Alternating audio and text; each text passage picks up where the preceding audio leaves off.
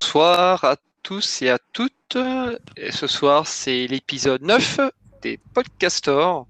Épisode un peu spécial, épisode de l'été. Qui sent bon le soleil chaud. Enfin, pas trop aujourd'hui, puisque région parisienne, c'est pas top.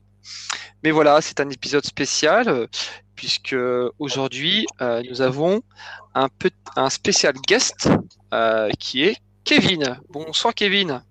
Bonsoir. Voilà, donc Kevin est un guest voilà, c'est notre premier guest depuis la création des Podcastors. J'espère que ce ne sera pas le dernier, voilà, que nous aurons d'autres guests à l'avenir. Voilà, donc ça c'est le premier. Ensuite, nous avons Crevette. Salut. Voilà, notre chère Crevette, spécialiste de manga. Et enfin, nous avons Julien. Hello tout le monde. Voilà, donc nous sommes tous prêts, tous les quatre, pour discuter de BD, comme d'habitude. Nous espérons que le choix de ce soir vous plaira.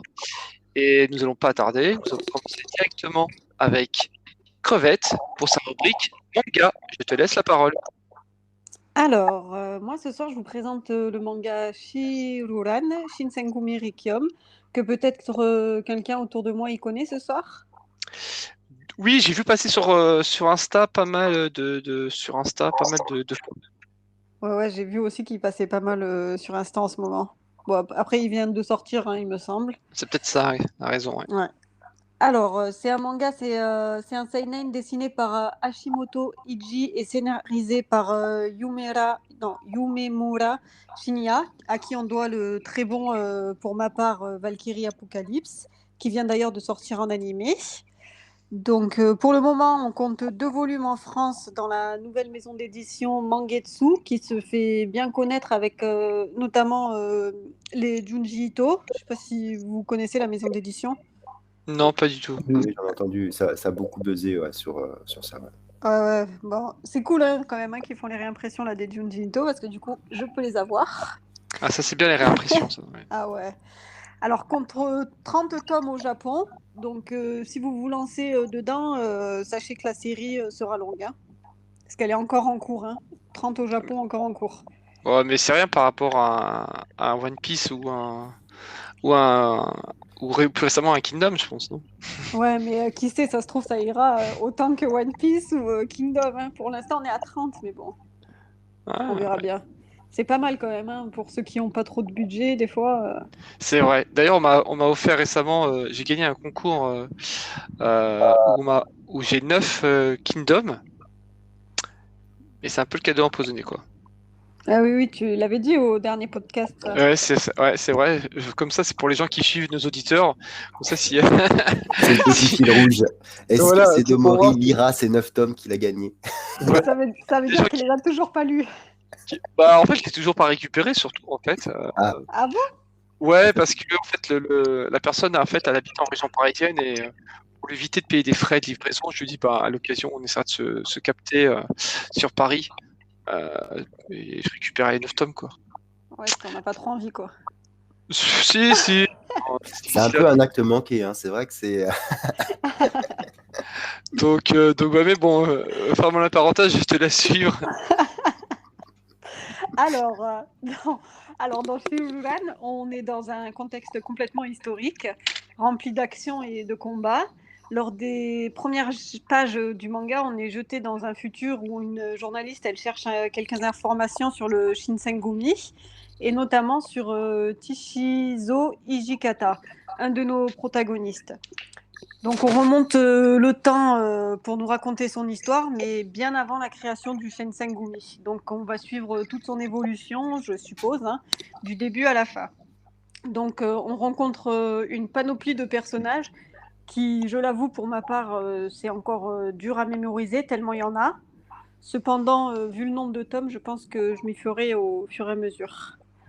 Donc même s'il est catégorisé dans un seinen, peut-être pour son côté violent des combats où on coupe des têtes, tel un bon samouraï. on retrouve un bon petit esprit shonen quand même, hein, le jeune homme plein de fougue qui veut devenir le meilleur. Voilà quoi, on a connu plusieurs comme ça, notamment les Naruto, les Kingdom et les One Piece, hein. Hmm. Donc l'histoire en elle-même, elle est très bien écrite. Lors des 2 premiers tomes, l'immersion, elle est rapide et on prend plaisir à lire. Et avec notamment de superbes dessins. On a de très belles planches de combat.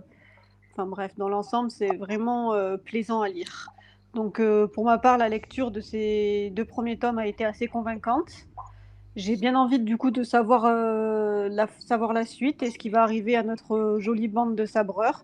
Donc je valide totalement ces 2 premiers tomes. Voilà. D'accord. Mais j'ai envie de te dire, ok, mais bon, on a déjà fait mieux avec Kenshin, quoi. Ah, Non, mais c'est vrai, je trouve que c'est un peu similaire quand même comme style, hein.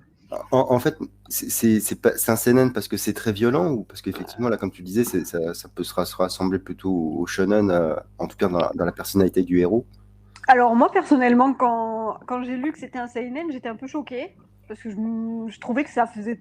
Alors j'ai pas regardé au début quand j'ai lu le premier tome. Je me suis dit ah ouais, c'est un bon vrai shonen ça quoi. C'est-à-dire le héros un peu qui arrive de nulle part, qui est fort mais sans plus quoi, et qui devient encore plus fort à force d'entraînement tout ça. Voilà quoi, hein. En plus, c'est un peu une tête brûlée, c'est-à-dire tout le temps, allez, viens te battre. Voilà quoi, on l'a Ah connu ouais, ça, c'est hein. vraiment le cliché. Voilà, du shonen quoi. Genre, il veut toujours se mesurer à plus fort que soi, alors qu'il n'est pas forcément le plus fort encore. Mais enfin, ça c'est du déjà vu, quoi. Oui, bah après, de toute façon, ça sera souvent du déjà vu, hein, les mangas, hein. Ouais, après, Oh, c'est tout de pas parce suite. que c'est déjà vu que ça peut pas être entraînant et bien fait. Non, on est d'accord. Mais je sais pas, comme ça, j'ai envie de te dire, quitte à choisir, je préfère essayer Kenshin que j'ai pas terminé, que j'avais commencé. Mais si t'as lu Kenshin ou pas? Alors non, je l'ai pas lu, Ah donc bah c'est pour ça. Ouais, je peux pas te ouais. dire vraiment si ça Bah, y ressemble ou alors pas. moi, je jetterai peut-être un coup d'œil à ce manga, du coup, parce que moi, j'ai lu Kenshin, Ouais. que je ne relirai jamais, pour des Ah bon? raisons. T'as Non, pas ouais. aimé? C'est pas que j'ai pas aimé, mais comment dire?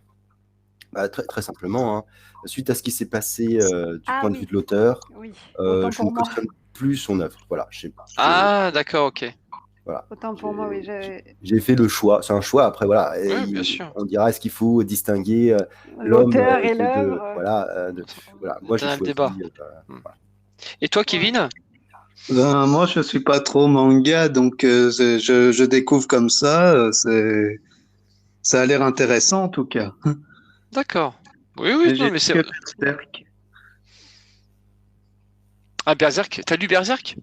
Oui, Ah bah t'as lu le mais j'ai meilleur, pas donc c'est continué. dur Ouais, après c'est de lire clair. après, hein. C'est Ouais, dur après, de lire après autre chose. Ouais, non, bah, n'abuse pas non plus. Non, non, non, c'est vrai que. Non, non, mais. Oh Mais bah c'est vrai que écoute. c'est le top du top, hein, Berserk, Ouais, hein. ouais, c'est sûr. ouais. Et Bon, bah en plus, écoute. on voit qu'il y a le cycle de le héros, la métaphore du héros aux mille visages, là. C'est ça aussi qui a l'air intéressant, je trouve. Ouais, Oui, non, oui, non, ouais, mais ouais. écoute.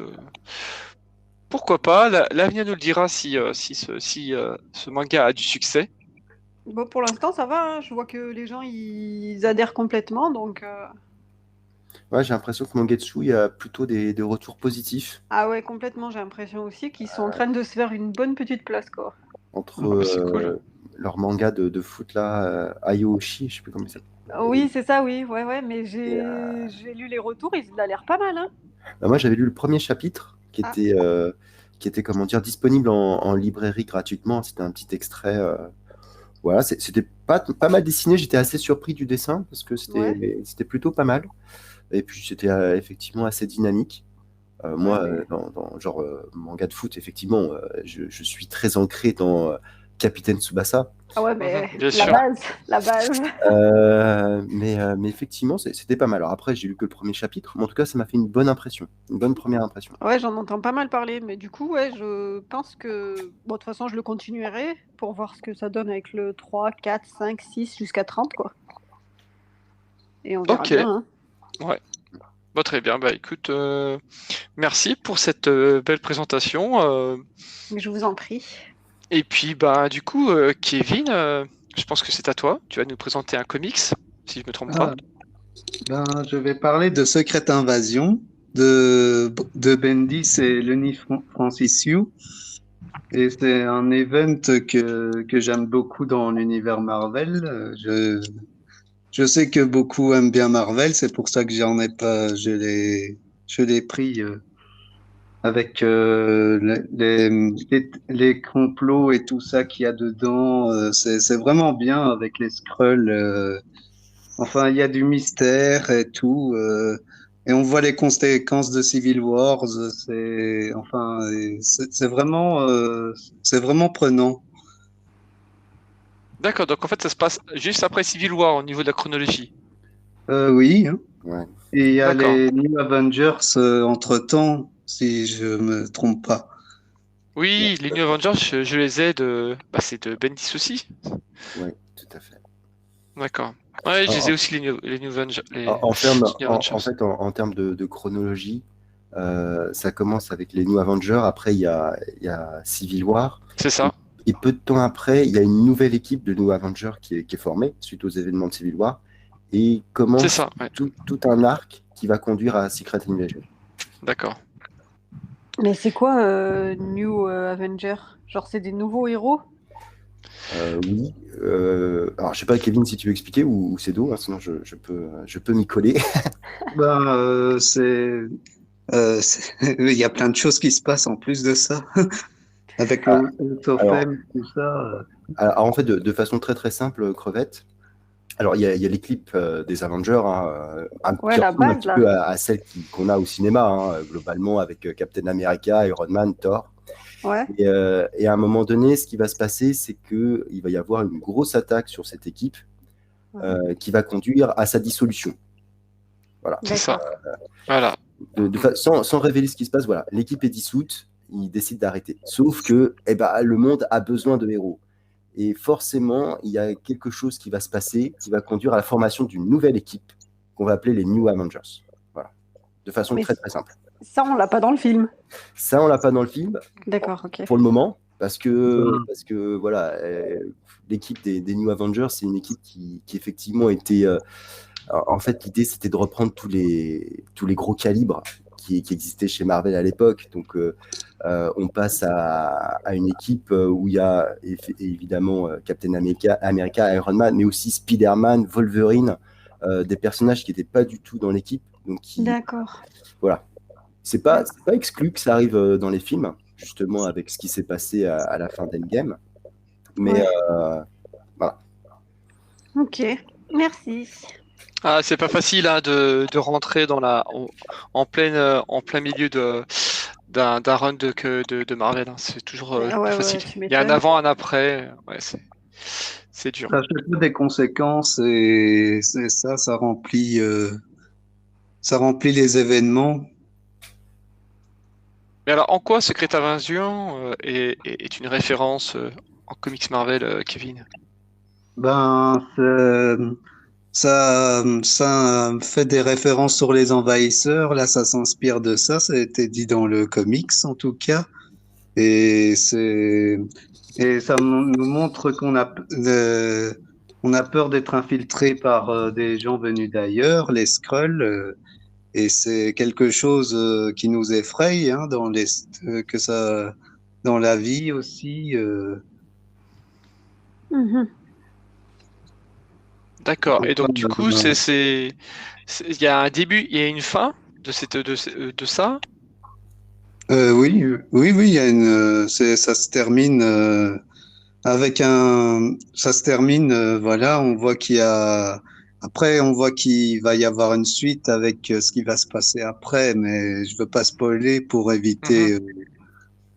Mais quand on dit Secret Invasion, ça veut dire quoi? Ça veut dire qu'il y a une infiltration des Skrulls quelque part, il y a des trahisons. Oui, il y a des. On sait pas qui c'est, tout ça, avec. Même Iron Man ne sait pas. Enfin, c'est ça. On voyait que que les super-héros étaient vraiment. On sent qu'ils ont peur. On sent qu'il y a un complot et on ne sait pas qui est vrai et qui n'est pas vrai. Et en plus de ça, ils se font piéger de l'intérieur. D'accord.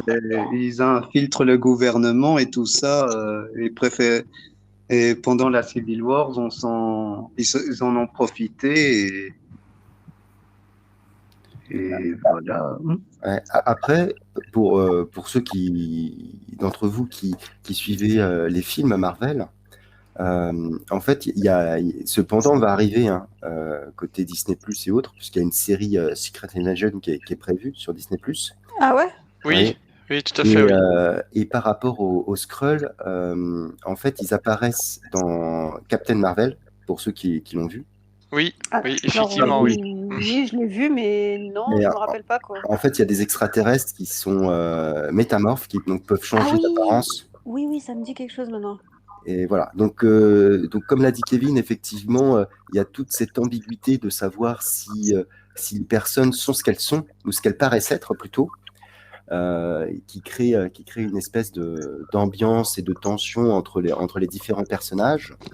Et parce que ces Skrulls ont la capacité de devenir finalement n'importe qui, voire et d'infiltrer aux plus hautes sphères de l'État. Bah, c'est le cas notamment dans le dernier Spider-Man, sans spoiler, ils sont présents, quoi. C'est lequel le dernier C'est le Far Far Home, je crois. Non, c'est pas celui-ci. Tout à fait, oui, tu as raison. Voilà, et oui. dedans, ils participent, en fait, à un moment donné, en fait, ils incarnent un personnage qui, en fait, est un Skrull, en fait. D'accord. Ça montre que, en fait, ils peuvent être partout. Ça se trouve, ils étaient peut-être déjà dans d'autres Marvel et on le savait pas. Ils pourraient le développer, oui, mais Mais je pense pas, c'est ça. Ah bah, ça peut leur servir comment dire, de levier scénaristique pour faire apparaître d'autres personnages ou expliquer des comportements. Il y a vraiment beaucoup de pistes qui peuvent être explorées via ça. Imagine que quelqu'un finalement agisse bizarrement dans un film, mais qu'en fait c'était pas lui. Donc, du coup, toute l'histoire peut être remise en cause. Donc ça ouvre des champs d'histoire assez intéressants. Alors, Ok. dis-nous, Kevin, en quelle édition tu nous conseilles Secret Invasion? Je conseillerais en Marvel Event, qui est une collection qui est vraiment excellente, je trouvais. Et c'est dommage que Panini a arrêté d'en faire. Donc, D'ailleurs, Marvel Event, c'est-à-dire, c'est une édition Panini Comics? Parce que là, on parle en français, hein, en version française. oui, oui, c'est une édition Panini Comics. Et il y a vraiment plein d'éditions. Il y a La Dernière Chasse de Kraven, il y a il y avait Civil Wars aussi et tout ça. Je voulais le prendre justement en Marvel Event, mais je l'ai pas trouvé. Je l'ai pris en must-have à la place. D'accord. Pour situer Marvel Event, en fait, il y a quelques années, Panini faisait des gros coffrets avec, je dirais, peut-être un peu moins d'une dizaine de tomes qui reprenaient les grands events, soit Galactic, soit Avenger, soit Spider-Man, D'accord. dans une édition spéciale, en fait. Oui. Et donc, c'est de celle-là dont tu parles, Kevin, qui est sortie du coup avec d'autres. En 2018, je vois ça sur Internet. Oui, c'est ça. Et donc, du coup, apparemment, elle est disponible. Si vous le souhaitez, elle est encore disponible et elle est trouvable au prix de 26 €. Ils l'ont même réédité en Marvel Deluxe, j'avais vu récemment aussi. D'accord. Ah oui, en effet. C'est la BD, c'est-à-dire un livre à 26 €? C'est ça, oui. Ah oui, quand même. Il y a 256 pages, hein, tu sais, crevette. Hein. Le comic, ça coûte cher. Donc, Surtout chez Panini. Ah ouais? bon, ça fait 10 centimes, 10 centimes la page. Ouais. Bon, ça va, quand tu comptes comme ça va. Ouais, il faut compter la page, Ça ouais. fait un peu Et moins mal. en plus, nous, c'est en couleur, hein, c'est pas comme le manga, excuse-moi. Ah, voilà. Il me Ouais. lance des pics là. D'accord. Bon, bah écoute, moi, je suis très intéressé par ce récit. C'est vrai que je l'ai pas encore lu. Je suis en plein New Avengers actuellement que j'ai trouvé sur une occasion Vinted. J'ai les 6 volumes Marvel Deluxe. Donc, j'ai Civil War que j'ai déjà lu. Donc, ça peut être pas mal. Je vais lire, si j'ai bien compris, je lis les New Avengers, je lis Civil War et après j'attaque Secret Invasion, c'est ça? Ouais. Ok, très bien. Et ben, je ferai ça. J'essaierai de le trouver en. Donc ça existe pas par contre au Marvel Deluxe, c'est ça, hein? Ça existe, c'est réédité en Marvel Deluxe récemment et je Ah, pense en récemment, super. Marvel Legends, ça existe toujours, hein. En tout cas, Oui, j'en oui, avais bah, au ouais, magasin. ouais, je t'ai dit, on peut le trouver à 26 €. Donc, ouais, Mm. ok, ok, bah très bien. Bah, je vais regarder ça de mon côté. Et toi, du coup, Julien, tu l'as déjà lu ou tu l'as aussi chez toi? Alors, oui, je l'ai déjà lu, effectivement, parce que moi, en fait, j'ai suivi tous les New Avengers en kiosque à l'époque, quand c'est sorti en 2004-2005, au début, avec cette partie-là. Et j'ai acheté, alors moi, par contre, j'ai un TPB Panini UK D'accord. sur Secret Invasion. Voilà, parce qu'à l'époque, quoi, c'est un peu, c'est un peu idiot ce que je vais vous dire, mais en fait, Panini à l'époque devait sortir un épisode par mois de l'event. Il y a 7 épisodes, il me semble, 7 ou 8, je ne sais plus exactement. Et du coup c'était super long, ça coûtait 3-4 euros le numéro. Donc je me suis dit, bon, je l'achète en collecté. Au moins, moi, j'aurai toute l'histoire d'un coup et puis ça fera un truc un peu mieux. Et donc, je me l'étais acheté en anglais à l'époque. D'accord, très bien. Ok. Ok, ok. Bon, bah très bien. Bah, je vous dirai, je vous ferai mon retour quand je les aurai lus. Bah du coup, je pense que c'est à toi, Julien, Oui, d'enchaîner. tout à fait. Je vais enchaîner avec un manga, un seinen aussi, qui s'appelle La cantine de minuit de Yaro Abe, qui est publié aux éditions Le Lézard Noir.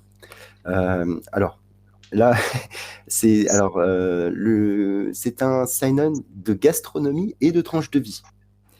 Alors, qu'est-ce que ça veut dire? C'est que effectivement, dans ce manga, on va retrouver plein de petites histoires et qui tournent autour de la cuisine, avec le plus souvent des recettes euh, qu'on connaît absolument pas en tant qu'occidental. En tout cas, moi, j'en découvre à chaque page des recettes les plus étranges et plus intrigantes que jamais.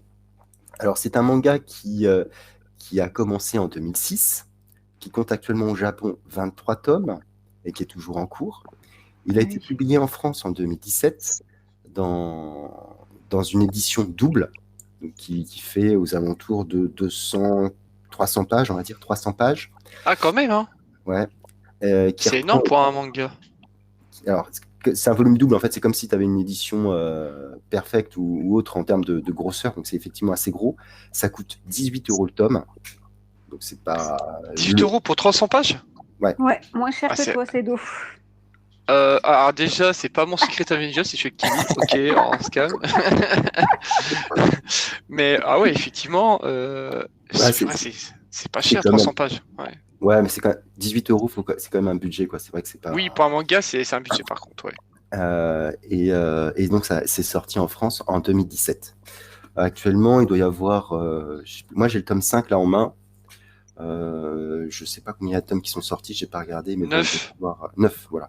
Ouais. Ça va être, c'est ce que j'avais. Alors, du coup, je vais vous lire la quatrième de couverture pour vous Ok. resituer un petit peu et après, je vais vous expliquer pourquoi ça me plaît. Alors, mon restaurant est ouvert de minuit à 7 heures du matin environ. On le surnomme la cantine de minuit. Mais pour certains, c'est plutôt la cantine de l'aube. Dans cette petite gargote, située au fond d'une ruelle du quartier de Shinjuku, les clients se croisent, les histoires se dévoilent. La carte ne propose que du tonjiru, soupe au miso au porc, ainsi que du saké. Mais selon vos envies, on vous préparera à la demande tout ce qu'on est en mesure de vous servir. Donc ça, c'est comment dire, c'est ce qu'il y a écrit sur la devanture du restaurant. Et effectivement, le patron, d'ailleurs on l'appelle patron dans le manga, va accepter qu'un client vienne en disant « Tenez, j'ai du chou, tenez, j'ai un poisson, est-ce que vous pouvez me préparer ça? Est-ce que vous pouvez me préparer ci ?» Et donc il dit « Pas de problème » et il se met en cuisine et il va préparer le plat que le client demande. Voilà. Et comme ça se passe effectivement dans des horaires qui sont assez peu habituels, hein, parce que de minuit à 7h du matin, on a une population qui n'est pas la même que celle qu'on peut croiser la journée. On va croiser des salarymen qui sortent du travail. On va croiser beaucoup d'hôtesses de bar, hôtesses de massage, des acteurs, des yakuza, des gens seuls, des vieillards, des jeunes qui sortent. Il y a vraiment toute une foule de personnes qui viennent dans ce restaurant pour passer un petit moment avec le chef et manger ce qu'il y a. Pareil, des fois, le chef fait un curry. Et on sait que tel jour, quand il a fait le curry, bah, tout le monde se rue dans son restaurant parce que le curry, il tient sa recette de quelqu'un qui est décédé. Et donc, c'est le curry qui faisait fureur. Et donc, tout le monde se rue pour manger le curry et passer un bon moment ensemble. C'est vraiment quelque chose de très sympathique.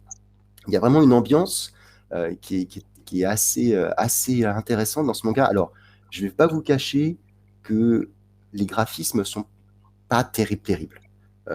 Pour ceux qui ont peut-être devant leurs yeux quelques images, je vous partagerai les dessins, mais c'est vrai que c'est des dessins qui sont assez simples et pour lesquels on voit que l'auteur, c'est un dessinateur qui se tient, mais il est bien loin de Kentaro Miura, par exemple, pour situer vraiment le top. Mais c'est pas le but. Le but, d'ailleurs, entre chaque histoire, finalement, on peut se dire que les personnages se ressemblent un petit peu, mais c'est pas ça non plus l'important. L'important, c'est qu'à un moment donné, il y a une histoire qui va se passer, qui va se dérouler dans ce restaurant. Et au fur et à mesure qu'on lit le manga, donc il y a une trentaine d'histoires par tome, ce qui est énorme, hein, parce que les histoires font en gros une dizaine de pages. Donc c'est vrai que, par contre, petit conseil, ne lisez pas tout d'un coup parce que ça peut devenir un peu indigeste. Mais comme les histoires n'ont pas de fil rouge, il n'y a pas de suivi, chaque histoire est indépendante les unes des autres. C'est aussi ça une des forces de ce type d'ouvrage, c'est que finalement, on peut prendre un tome au hasard, le lire et prendre du plaisir quand même. Alors, la récompense, je dirais, à suivre les volumes dans l'ordre, et c'est qu'au final, on commence à repérer les habitués, les personnages qui sont un peu récurrents, qui viennent souvent au restaurant, et finalement, moi en tant que lecteur, c'est ce que j'ai ressenti, et ben, on devient nous aussi un habitué. On est habitué à voir ces personnages, à voir ces choses. C'est vraiment une impression que j'ai ressentie qui est très très intéressante et très forte, parce que finalement, c'est que des petites tranches de vie sur des choses que moi, ça m'arrivera jamais, quoi. Voilà, je sais que il est assez rare que je puisse croiser à la fois des yakuza qui mangent du chou mariné ou une hôtesse de bar qui vient suite à sa journée de travail. Voilà, je fais pas partie du monde de la nuit, comme on peut le dire, sans être péjoratif. C'est un monde qui existe et qu'on découvre et qui est très intéressant en fait. Donc voilà. Donc c'est la force de ce manga, parce qu'effectivement il y a pas mal de choses très très marrantes. Alors j'avais essayé de regarder si je pouvais vous trouver une recette. J'essaie de voir parce que du coup, comme je vous le disais, à chaque tome, il y a quelque chose d'un peu particulier. Voilà. Par exemple, là je prends une histoire complètement au hasard, qui est donc la 118e. Donc du coup, pour ceux qui veulent commencer au tome 1, je pense qu'avant que vous y arriviez, il y a un peu de chemin, qui s'appelle Les tranches d'oignon. Voilà. Et donc je vous lis un petit peu la première planche pour que vous fassiez un peu les idées. Parfois, il y a des gens qui paraissent forts et imposants, mais qui sont timides en vrai. Yudai en est l'exemple typique. Et voilà tes tranches d'oignon. Les tranches d'oignon, ça ne te ressemble pas, dit donc Yudai. J'ai fait un bilan de santé et j'ai le sang trop épais. Le médecin m'a dit que mon taux de cholestérol était très haut. Voilà. Et du coup, ce personnage, il vient pour manger du chou. Et au fur et à mesure de l'histoire, je ne vous la révèle pas, mais on va se rendre compte qu'une autre personne pour laquelle il avait des a priori forts, lui aussi a le même problème de santé. Et du coup, ça va les rapprocher. Et nous, dans cette histoire, finalement, on est touché par cette ressemblance et aussi par cet aspect de tolérance qu'on peut avoir vis-à-vis des autres. Parce que finalement, statistiquement, il y a forcément quelqu'un qui a un peu le même souci que vous. Et même si au premier abord, vous ne pouvez ne pas l'aimer, en fait, vous êtes peut-être les meilleurs amis du monde, sans le savoir. Voilà. C'est des choses que je trouve très bien dans ce manga. Alors voilà. Donc c'est beaucoup de choses qui me plaisent. Moi, j'aime bien les tranches de vie. C'est quelque chose que je trouve assez sympathique. En plus, là, c'est des petites histoires. Donc finalement, s'il y en a une qui est un peu plus faible, on sait que ça pourrait être rattrapé par la suite. Donc c'est toujours quelque chose de très plaisant à lire. Voilà. D'accord. J'ai beaucoup parlé, donc j'ai peut-être vous laisser pour savoir ce que vous en pensez ou si vous avez des questions. Crevette, peut-être, la spécialiste du manga. Alors moi, les mangas avec sans fil conducteur, j'arrive pas. J'arrive pas. J'avais essayé, je sais pas si tu connais La Voix du Tablier. Oui, j'en ai entendu parler. Eh ben, c'est exactement à peu près le même genre d'histoire. C'est une tranche de vie où tu as un yakuza qui décide de devenir homme au foyer. Et en fait, chaque chapitre, c'est une histoire différente. Et du coup, c'est vrai que j'avais pas du tout accroché du fait qu'il n'y avait pas de fil conducteur. Alors après, peut-être que la cantine de minuit, ça, j'accrocherai, mais j'ai du mal quand il n'y a pas de fil conducteur et qu'il n'y a pas de... Je sais pas. Ouais, je comprends très bien. Alors, c'est vrai que du coup, moi, je suis aussi un lecteur de strip. Je sais pas si vous savez ce que c'est, les strips. Non, mais dis-nous. Par exemple, Garfield. Vous connaissez Ah Garfield. Oui. Donc, les strips, c'est finalement des petites histoires en 3-4 cases. D'accord, ok. Qui ont aucun lien avec les uns avec les autres et qui changent et qui sont finalement qui étaient publiés à l'époque tous les jours dans le journal. Ouais, c'est vrai. Et donc moi, c'est quelque chose dont je suis assez friand et finalement qu'il n'y ait pas de fil rouge, ça m'a jamais gêné. Mais je comprends très bien ton point de vue. C'est vrai que ça peut être un peu perturbant parce que du coup, quand tu n'as pas de but, tu te dis mais où est-ce qu'il va aller quoi finalement Oui, c'est ça. C'est exactement ça. Je me dis mais au final, on va où avec tout ça? Ouais, c'est exactement ça. Je sais pas où on va. Et c'était ce que je ressentais avec La Voix du Tablier. Je me disais mais bon, je lis juste pour lire en fait. Ouais, c'est vrai que c'est un type d'ouvrage très particulier qui peut ne pas plaire. Et t'as lu les 9 tomes du coup? Non, j'ai pas lu les 9 tomes. Alors j'ai lu les 2 premiers. D'accord. Là, j'ai lu le tome 5. Comme je vous l'ai dit, comme on peut les lire un peu dans le désordre, parce que justement, comme tu viens de dire, il n'y a pas de fil rouge, il n'y a rien. On peut prendre, je prends le tome qu'il y a à la médiathèque quand il y en a un. Il y est. Voilà. D'accord. Et toi, Kevin, est-ce que ça t'intéresse, ce type de manga? Je suis pas trop, non.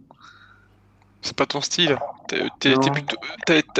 Oui, c'est vrai que toi, en manga, t'as juste lu Berserk, t'es pas très poussé dessus. J'aime bien quand il y a, comme j'ai entendu, j'aime bien quand il y a un but, il y a fil conducteur. un commencement et une fin Hmm. pour, pour voir le héros évoluer et tout ça. Ça, c'est ce que j'aime bien dans les genres, dans la pop culture. D'accord. D'accord. Et toi, c'est d'où? Moi, une petite parenthèse, Julien, avant d'en parler. En strip, j'aime beaucoup. J'ai les 3 tomes. Ça s'appelle Cul de sac. Ça me dit quelque chose. Le Hobbit, ça. Ah non, c'est pas le Hobbit, mais c'est un peu oui. En fait, c'est un strip. C'est une petite fille en fait qui habite avec ses parents dans un lotissement américain lambda. Il lui arrive plein de petites histoires qui sont pas reliées entre elles, qui sont sa vie à l'école. Et c'est assez marrant parce que c'est une petite fille en primaire qui a beaucoup de logique, beaucoup de répondants et qui lui arrive plein de trucs assez marrants. Et c'est un strip en fait. Donc c'est en quelques cases, en noir et blanc. Et c'est vraiment, et c'est à l'italienne en fait. C'est à l'italienne, c'est que c'est un format spécial quoi. C'est un format petit et de gauche à droite. Ouais, allongé. Voilà, c'est ça. Et écoute, si tu peux le noter. Ouais, je vais regarder. Après, voilà. comme tout, hein, je conseille à chacun de se faire sa propre idée, de feuilleter quelques pages. De toute façon, on sait Oui. très vite. Là, je vous dis, une histoire, ça fait 10 pages. Donc, vous savez très très vite si ça vous accroche ou pas. Bah voilà, donc moi pour revenir à ton manga, si ça m'intéresse dans le sens que j'aime beaucoup la culture japonaise. D'ailleurs, j'y vais chaque année au Japon. J'aime bien cette mentalité japonaise, donc ça m'intéresserait de un peu plus creuser la mentalité des Japonais, la façon de penser de tous les jours, quoi. Ouais, donc finalement, ouais, c'est vrai que t'as raison, c'est effectivement, comme c'est des petites tranches de vie, ça représente, même si c'est exagéré ou un peu caricatural, ça représente quand même un état d'esprit japonais. Ouais. C'est ça. Et je pense que ouais, ça peut être intéressant pour les gens qui aiment bien la culture japonaise de lire ce type de manga, quoi. D'accord. Non, en tout cas, ouais, intéressant. Je m'y pencherai. Je m'y pencherai à l'occasion. Il existe, je crois, un animé très connu sur la nourriture japonaise qui fait l'objet aussi. Foudoir. Non. Voilà, c'est ça, ouais. Ouais, c'est pas trop dans l'esprit Food Wars. Ouais, je pense pas, ouais. Voilà. Mais ça donne envie en tout cas, Food Wars. Je crois que j'ai dû voir quelques images. Est-ce Ouais, que mais- vous avez... Il y a eu un autre manga Culinaire culinaire qui est sorti, qui s'appelle le Gourmet solitaire par Jiro Ah. Taniguchi, qui est sorti il y a quelques années aussi, Ah, ça me dit quelque chose de nom. qui était finalement des petites histoires où un vais journaliste, à chaque histoire, il mangeait un plat particulier dans une ville, et donc Mhm. on vivait ses expériences culinaires. D'accord. Mais en fait, c'est un genre qu'en BD, qui existe aussi en BD, hein, mais qui est assez peu développé, alors qu'au Japon, a priori, il y a quand même pas mal de mangas qui tournent autour de la cuisine. Ah, mais carrément, les mangas en termes d'édition au Japon, ça n'a rien à voir avec ce qu'on a au final, nous. D'ailleurs, Crevette, Mhm. est-ce que tu sais à peu près le pourcentage je sais pas, sur 100 mangas qui sont édités au Japon, en pourcentage, combien sont traduits en France? Alors non, je sais pas, mais je pense qu'il n'y en a pas beaucoup, hein. Parce que on est quand même le deuxième pays le plus consommateur de mangas, si je me trompe pas, au Ouais, mais monde. consommateur, c'est-à-dire ça veut pas dire qu'on édite le plus. Ouais. Alors on consomme, ça c'est sûr, parce qu'on achète énormément, Mhm. mais en édition, j'ai pas l'impression quoi, hein, qu'on édite énormément de choses. D'accord. Ok. On Parce édite que vraiment ce qui marche, quoi, hein. ouais, Bah après, ils ont raison, hein, c'est de la perte après pour eux, hein. ouais, Parce bien que ça- sûr. Alors que le Japon, c'est vraiment culturel chez eux, le manga, hein. Bah oui. Ouais, c'est ça. Et puis surtout que ils lisent ça en 5 minutes Partout. j'extrapole, mais j'ai l'impression que nous, on a une relation avec le manga beaucoup plus fusionnelle, collectionneur que eux ont les Japonais, quoi. J'ai l'impression que nous, on aime bien les exposer dans nos bibliothèques, les mettre en valeur, alors que les Japonais, quand je suis allé au Japon, eux, c'est un outil de lecture, mais c'est pas un outil de collection, c'est pas un outil qui vont vraiment mettre en valeur dans leur bibliothèque quand je vais chez eux, quoi, tu vois. Après, je crois que c'est pas le même prix aussi, hein. Ouais, aussi, ouais. Ouais, Je crois que peut-être, c'est beaucoup moins cher là-bas, hein. ouais, Ouais, j'ai je appris. crois qu'un exemplaire du Shonen Jump, donc, Ouais. qui est très très connu, qui ressemble à un bottin, hein, pour ceux qui... C'est ça? Ouais, c'est ça, ouais. Ouais, ouais. Mais c'est du papier à bottin aussi. Alors, C'est ça. Ouais, c'est du plus papier anciens tout fin, d'entre hein. nous savent ce que c'est qu'un bottin, mais Ouais, c'est ça. c'est vraiment du papier très très fin avec une impression mais pourrie. Oui, c'est vrai. Ça, on le sortirait en France, mais ça serait marcherait une pas, hein. levée de bouclier. C'est ça. Les réseaux sociaux s'enflammeraient, quoi. Voilà. On peut pas publier un truc comme ça. Il faut que le papier soit un minimum correct. Ouais, c'est vrai en plus, Même hein. si Pas que. Enfin, tu dis ça, mais quand tu vois la qualité des derniers Urban Comics ou à bas prix qu'ont sorti cet été Urban, j'ai rien contre eux, hein, j'adore Urban, mais les 4,90, il y a eu quand même pas mal de loupés apparemment au niveau de la qualité du papier, quoi. je sais pas. Mais en tout cas, quoi, moi, je fais que les collections Marvel. Mais tu vois, la collection Marvel, qui est déjà pas un papier top, hein, Mm. c'est largement supérieur au Shonen Jump. Ah bah oui, Ah non, carrément. mais les Shonen Jump, c'est du papier recyclé, non? Ouais, je sais pas ce que c'est, mais C'est c'est. du papier Ah, recyclé et ah, après, mais par contre, les Japonais, ça, ils le bouffent, quoi, ça, hein. Enfin, ils le bouffent, je dirais, ouais, ils le consomment, quoi, Ah bah, à fond, quoi. quoique, a priori, ce que j'ai entendu, c'est aussi le changement de mœurs. C'est maintenant, le numérique a dépassé la lecture sur numérique, sur téléphone ou autre, a dépassé la lecture physique au Japon. Ah ouais? Ouais. je suis surpris, mais Moi en termes aussi. de manga ou de livres? Ah bah, en termes de manga, ouais. D'accord, ça me surprend ouais, de leur part. Après, et je les comprends, hein, parce que moi, déjà, avec mes 2000, je sais plus combien de mangas, je sais plus où les mettre, quoi. Donc, franchement, des C'est pour fois, ça qu'elle a deux maisons. Elle a une maison pour elle, une maison pour son mec et son mari, et du coup elle est répartie. c'est dur, hein, après, de savoir où les mettre. Ouais. Ah, Bah, c'est pas évident. ouais. J'arrive Ouais. pas à vendre. Mais ça, c'est pareil pour tous, hein. Moi, Ouais. je sais, par exemple, Kevin, j'ai vu, tu as fait plusieurs vidéos sur tes collections de comics. C'est pareil, hein, tu as, je sais pas combien d'étagères, de bibliothèques et de partout. Ça prend une Oh, place. j'en ai plein, j'en ai encore à ranger en plus.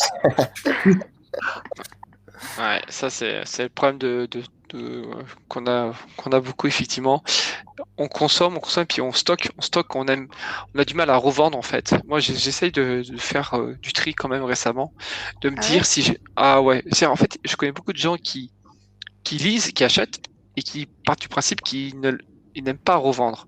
Moi si j'ai pas envie de le relire une deuxième fois, ça veut dire que il faut le revendre. Voilà.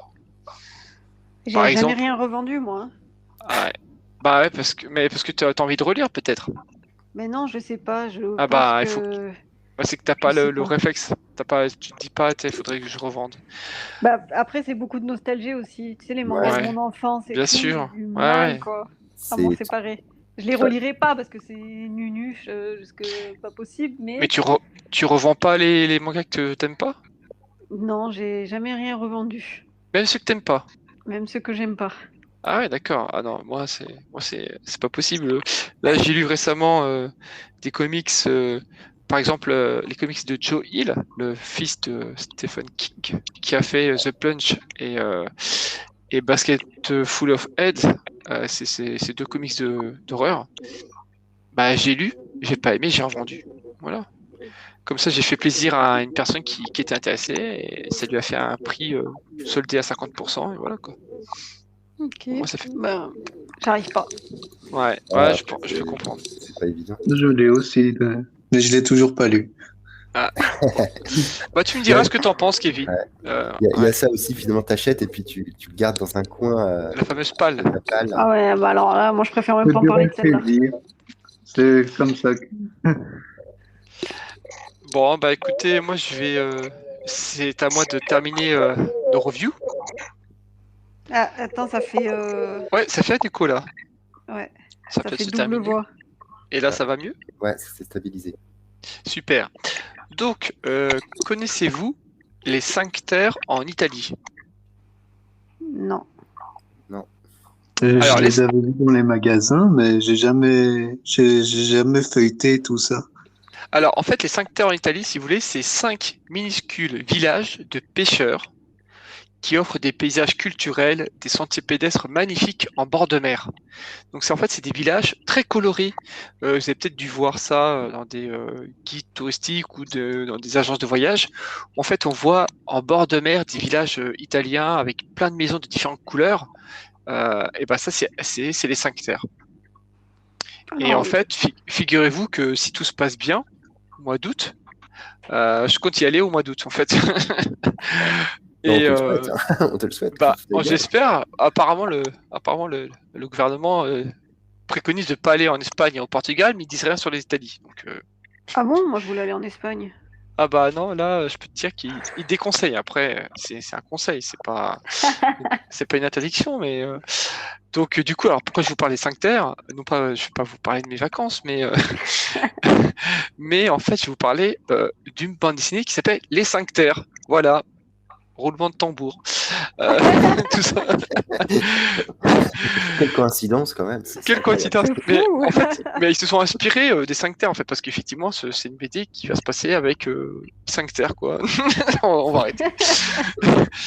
Et en fait c'est une BD franco-belge qui est écrite par un collectif d'auteurs qui se nomme Levelyne, excusez-moi la prononciation, Levelyne plutôt, et c'est un collectif d'auteurs qui est composé de David Chauvel, Andoris et Patrick Wong. Voilà, donc c'est 3 scénaristes qui se sont mis en collectif d'auteurs et qui sont les scénaristes de cette bande dessinée. Et au dessin, c'est un seul dessinateur par contre, il s'appelle Le Reculet, Jérôme, à qui l'on doit la BD Volodrine, qui est assez connue en BD franco-belge, ou Volodrin, je ne sais pas si on prononce, ou encore Séraphin et les animaux de la forêt. Ça me dit quelque chose. Ouais, ça c'est très joli, c'est il y a quelques années aussi. Et donc cette bande dessinée dont je vais vous parler, qui s'appelle Les 5 terres, elle a été éditée chez Delcourt, qui fait lui aussi du comics. Donc Delcourt fait... Voilà. D'accord. Ah, voilà, donc... Avec ton cam. Pardon ? Et du manga avec ton cam. Ils font tout. Et du manga, effectivement, et ton cas, ouais. Alors, de quoi ça parle ? Eh bien, si je devais résumer cette bande dessinée, je dirais que c'est le successeur de Game of Thrones, version animalier, Ah ouais. et sans le côté magique. Alors, pourquoi animalier ? Parce qu'en fait, ici, nous avons des animaux, ce qu'on appelle anthropomorphes, qui sont debout, qui se tiennent sur 2 pattes, qui sont habillés dans un style et une époque moyenâgeuse, d'accord ? Mhm. Et qui vont s'affronter pour la détention du pouvoir, le pouvoir de régner sur ces 5 terres, sur ces 5 îles, qui sont 5 terres en fait. En effet, cette carte qu'on peut voir au début de chaque tome, elle se divise en 5 terres. Chacune est habitée par une race d'animal dominante. Alors, une île qui est dominée par les ours, d'autres c'est les serpents, d'autres c'est les cerfs, d'autres c'est les singes. Et enfin, sur l'île principale, qui s'appelle Angléon, c'est l'île de la principauté, qui gouverne le reste des terres, en fait, qui si vous voulez, qui détient le pouvoir des 5 terres. Et c'est les tigres et les lions qui se succèdent à tour de rôle au titre de roi. Donc parfois c'est un roi qui est un lion, parfois c'est un roi tigre. Alors je ne vous explique pas pourquoi c'est un tigre et parfois c'est un lion, ça ils vous l'expliqueront dans les bandes dessinées parce qu'il y a des prises de pouvoir, des renversements. Mais bref, vous l'aurez compris, en fait c'est un univers assez vaste, assez riche que va nous proposer les auteurs. Alors pourquoi j'ai dit Game of Thrones en fait ? Pour plusieurs raisons. Parce que en fait, si vous voulez, c'est une BD où il va y avoir de la trahison dans les clans, dans les différents clans. Il y a beaucoup de violence, comme au Moyen-Âge, avec des complots, des guerres, des histoires d'amour impossibles entre différentes races. Imaginez entre un cerf et un singe. Ça fait bizarre quand même. Et en fait, il y aura autant de saisons que la série. En fait, il y a 30 tomes qui sont prévus. Ah ouais, quand même. Imaginez 30 tomes en BD franco-belge, c'est quand même énorme. C'est aussi. Ouais. Et attention, 30 tomes qui sont répartis en 5 cycles de 6 tomes. Pardon. À vos souhaits. Et donc, en fait, chaque cycle, ça se passe sur une île. Donc là, par exemple, le premier cycle, il se passe sur Angléon, l'île principale, et il y a 6 tomes. Donc les 6 tomes sont déjà sortis. Les 6 sont déjà disponibles maintenant. Il y a une certaine cadence de la part des auteurs parce qu'on a 3 tomes minimum par an. Donc ça veut dire qu'en 2 ans, vous avez un cycle. D'accord. Il faut quand même y aller. Hein. Donc voilà, si en 2 ans vous avez un cycle et qu'il y en a 5, il faut compter 10 ans quoi. 10 ans pour terminer la série quand même. Ouais. Ça va être long. Hein. Ça va être long, mais ça va être prenant. Ça va être prenant parce que. Comme projet.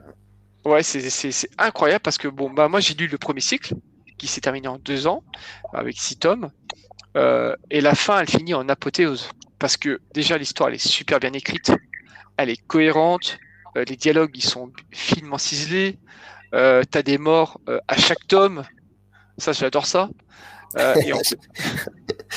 Et Et en Pardon. plus, non, mais en plus, auquel on s'y attend jamais. C'est-à-dire que c'est comme dans la série Game of Thrones, encore une fois, il n'y a aucun personnage qui est à l'abri. N'importe qui peut mourir. Et d'ailleurs, il n'y a aucun qui est mis plus en avant que les autres. Et ça, j'ai beaucoup apprécié. D'habitude, dans les histoires, on met souvent un personnage sur le devant de la scène, si vous voulez. Et bah là, en fait, ils ont tous en fait une partie dans le livre, dans le tome, une petite partie sur eux, et puis on passe à un autre personnage. Ils sont tous reliés, bien sûr, mais il n'y a pas un qui prend plus d'importance que les autres. Et ce que j'ai beaucoup aimé aussi dans ce premier cycle, c'est que les auteurs, ils arrivent en 6 tomes à diversifier les intrigues, parce qu'on commence par une intrigue telle dans le tome 1, et puis après il y a une autre intrigue dans le tome 2, mais toujours avec un fil rouge, un fil conducteur. Il y a un aspect forcément très très politique, puisqu'il y a différents clans, des prises de pouvoir. Il y a un vrai fond de problèmes que rencontre toute cité avec les taxes, le coût de la guerre, le problème des riches. Et puis il y a bien sûr le côté action, qui est toujours bien dosé, qui arrive parfois brutalement, mais qui sert toujours complètement le récit. Alors, côté dessin, je dirais que c'est un sans faute. C'est riche, c'est détaillé. Il y a des grandes pages sur les châteaux, sur la mer, c'est magnifique. Côté action, c'est fluide, c'est bien dosé. Côté violence, on voit bien ressortir le côté animal du personnage avec brio. Et en plus, on arrive à bien distinguer les traits de visage bien propres à chaque personnage pour éviter de les confondre. Donc, on peut voir 10 lions, mais sur ces 10 lions, vous aurez toujours une petite différence qui vous permettra de les différencier. Et ça, c'est quand même plutôt pas mal. Parce que différencier des lions, faut y aller. Faut arriver à trouver un petit style, vous voyez. Grave. Bah ouais, un visage de lion, il va falloir essayer de lui faire une mèche plus courte, peut-être une cicatrice, peut-être des yeux différents, mais c'est pas facile, quoi. Donc voilà, en conclusion, pour moi, honnêtement, c'est l'une des BD franco-belges qui m'a le plus marqué ces 10 dernières années. Vraiment, j'ai adoré Game of Thrones. Je sais que du coup, cette BD sera bien meilleure en termes de fin que la série HBO. Je sais pas qui a regardé Game of Thrones ici. Pas moi. Non plus. Je vais pas regarder Game of Thrones. Ah ouais, alors quoi. c'est la première fois que je vois que sur 4 personnes, je suis le seul, alors que ça a été la série, on va dire, la plus regardée du monde il y a un an, Et quoi. ouais. Ah bon, voilà. Après, il faut aimer le style, je peux comprendre. Mais je pense que ça pourrait peut-être te plaire, Julien, voire peut-être Crevette aussi. Moi, Mais on vu... m'a conseillé. J'ai même mes parents qui ont l'intégrale en DVD, mais c'est vrai que j'ai beaucoup de mal à me replonger comme ça dans des grosses séries. Ah, d'accord. Ouais, bien sûr. Après, Alors, si vous êtes arrivé à éviter les spoils, bah, vous êtes chanceux. C'est difficile d'éviter les spoils. Hein. ah bah, moi, j'en ai pas vu, je sais même pas. Enfin, je sais juste que ça parle de dragons et d'une dame aux cheveux blonds, quoi. D'accord. Ah bah, si un jour tu veux t'y mettre, tu vas enchaîner, je te le dis. Hein. Donc, bah voilà. Donc, du coup, très bonne BD. Je suis plutôt comics en général, mais là, ça m'arrête de faire des apartés. Et c'est une BD qui mêle politique, violence, pouvoir, et c'est vraiment très très bien, quoi. Très très bien écrit. Et tu te sens du coup de continuer ça sur 10 ans? Ah mais carrément. Là, 30 tomes. Il a fait ça, donc je vous ai dit, en 30 tomes. Ouais, c'est ça. En 2 ans. Ouais, 10 ans. Ouais. Ouais, bah, il y a des gens ça fait quoi, plus de 10 ans qui lisent Berserk, tu vois, je vais Ouais, te dire. c'est pas un rythme, quoi. 10 ans, effectivement, ça paraît long, mais 30 tomes de franco-belge en 10 ans, c'est plutôt rapide, en fait. Bah voilà, j'allais dire, il y a quand même 3 tomes par an, quand même. Par contre, moi j'ai une petite question, parce que du coup, est-ce que ce premier cycle, finalement, peut se suffire à lui-même, ou est-ce que ça se finit sur un cliffhanger et tu as forcément envie de lire la suite? Comment Eh ben, je comprends ta question et je peux te dire que oui et non. Oui, ça peut se terminer comme ça, je dirais, pour le tome 6, parce qu'il y a effectivement, on fait une petite. Mais en même temps, on sait que ça va pas en rester là, parce qu'il y a des clans de différentes îles qui vont forcément se manifester. Mais effectivement, on pourrait s'arrêter au tome 6. euh, on serait quand même assez bien repu, quoi. D'accord. Ouais, parce que moi, ces gros projets comme ça de sortir beaucoup de tomes en franco-belge, il y en a eu d'autres qui ont malheureusement eu du mal à accrocher. Alors, c'était peut-être pas aussi la bonne période. Voilà, il y a plein de choses qui peuvent expliquer, pas le bon thème, etc. Mais c'est vrai qu'il y avait eu, il y a quelque temps, tout un projet qui avait été lancé de sortir X tomes de franco-belge d'un coup, je crois que c'était 4 tomes par an dans le monde super-héroïque. Mhm. Et ça n'avait pas du tout pris, et du coup, le projet s'était un peu capoté. Là, a priori, ils ont fini le premier cycle. C'est quand même qu'il y a du succès, et j'espère que le succès va grandissant, parce Ah, que mais vraiment, c'est toujours bien que les auteurs puissent aller jusqu'au bout de leurs idées.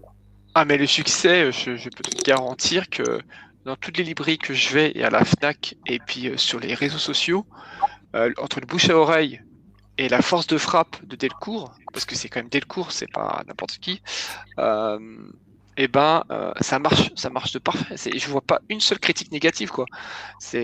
Tout le monde en dit que du bien, parce que les gens, ils ont tellement été un peu déçus de la fin de cette série Game of Thrones que pas mal ont trouvé déjà dans cette BD un genre de successeur, mais digne successeur, quoi. Et les gens qui sont restés sur leur faim, bah, ils ont, comme moi par exemple, qui voulaient continuer dans le même style, et ben on a trouvé une BD qui remplit parfaitement la mission, quoi. Avec un côté félin, voilà, côté animal. Ok. Donc, écoutez, voilà, si un jour vous tombez dessus sur les 5 terres, Ouais, effectivement, si je me rends dans un centre culturel ou chez mon libraire et qu'il y est, ben, je n'hésiterai pas à jeter un coup d'œil. voilà, voilà. Bon, bah écoutez, est-ce que vous avez d'autres observations, commentaires à nous dire pour cette soirée? Non, c'est cool. Je vais voir ce que ça vaut ces titres. Ça me donne envie d'être curieux.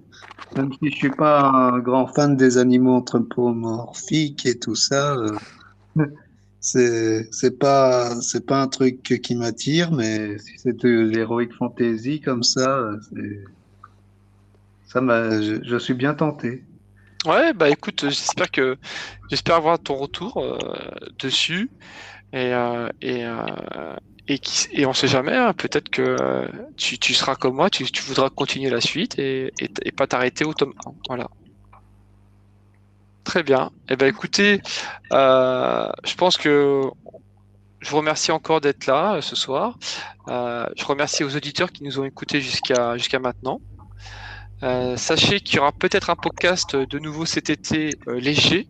On n'en est pas encore sûr, rien n'est décidé. Mais en tout cas, voilà, l'aventure continue pour les podcasters en septembre, quoi qu'il arrive. Moi, je vous souhaite un bel été. Est-ce que vous avez, peut-être vous aussi, vous pouvez peut-être annoncer quelque chose?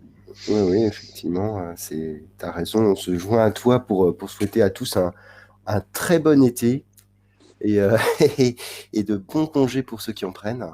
Voilà, de belles lectures d'été. Hein, Ouais. Crevette, profite bien. Elle est déjà dans le Ouais. sud, Crevette. Et Kevin, on te souhaite une bonne lecture aussi. Tu as des lectures de comics de prévues? Ah, j'ai Batman Arkham le Pingouin que je viens de commencer Ah et bah très bien. après j'ai plein d'autres projets hein, avec mes vidéos et tout ça. Parler de King in Black et continuer de mes histoires que j'écris. J'écris des histoires aussi. Très Ah bien. bah on va aller sur ta chaîne. Du coup, je conseille aux gens d'aller sur la chaîne YouTube de Ouais. Dark Cave 95, qui a une superbe chaîne YouTube, voilà, où il parle de sa J'ai une passion. note abonnée. Je suis vraiment touché par ça. Ouais. Moi, je suis abonné à ta chaîne, Kevin. Alors, par contre, je crois que tu as désactivé les commentaires. C'est vrai que c'est un peu difficile parfois de réagir sur tes vidéos. Euh, Ah, mais, euh, mais ouais, en tout cas, ton contenu, c'est vrai que c'est bien. Moi, j'ai bien aimé toutes tes vidéos justement sur tes comics, ta collection de comics où tu expliques tout ce que tu as et par éditeur, etc. C'était vraiment sympa. Voilà, donc je vous invite tous à aller voir sur sa chaîne YouTube Darkev, DARTHKEV 95, une chaîne très intéressante sur les comics et plein de vidéos. Voilà, donc eh ben, écoutez, je vous souhaite une bonne soirée, un bel été et de bonnes lectures. Merci. Merci. Merci. Ciao, À ciao. Ciao bientôt, tout ciao le monde. ciao.